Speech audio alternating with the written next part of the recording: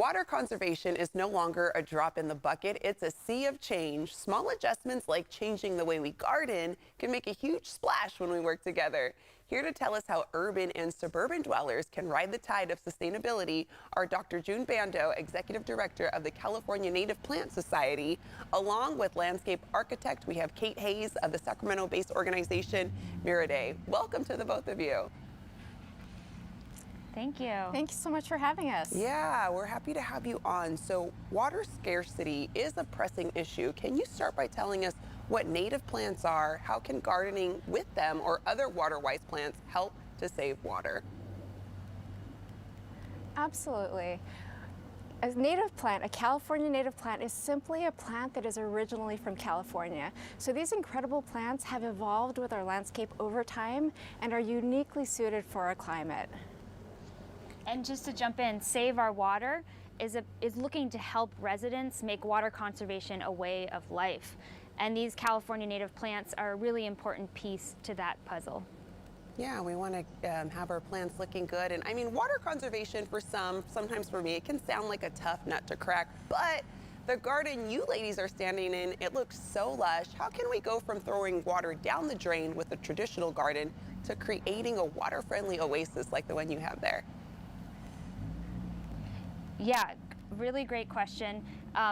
Native gardens can be lush and green and beautiful and textured, just like you said, the one behind us.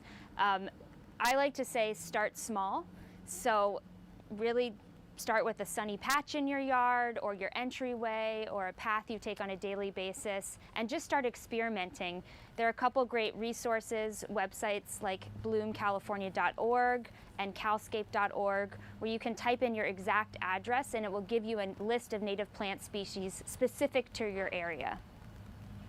All right, all helpful tips, especially as our plants are in bloom and we want to make sure we're watering them properly. So for people ready to go with the flow, I got to throw in those water puns for you ladies. What tips do you have for starting out? Sure, so a water-wise native plant garden is usually pretty low maintenance, but I have 3 key tips I usually share to help people get started. The first is to plant ahead of the rainy season, but plan now. The best time to plant is going to be late fall or early winter, so you should be thinking now about what you want to plant and where. The second is to choose the right plants for your yard, and using the tools that Kate just mentioned, bloomcalifornia.org or calscape.org, you can quickly identify the right plants for your location and build a custom list that meets your criteria and what's likely to do well. And the third tip is to aim for a mix of plant types and hardscaping, just as you would a more conventional landscape.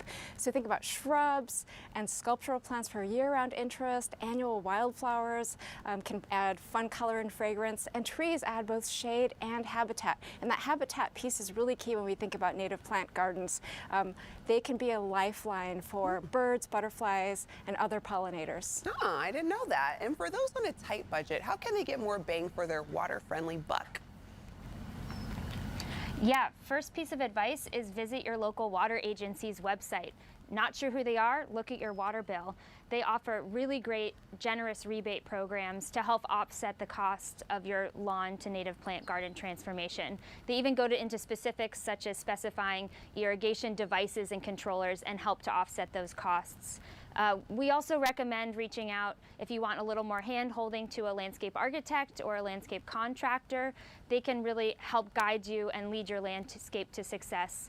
And a lot of these water rebate programs even offer landscape design assistance programs to help cover the consultation costs of these designers.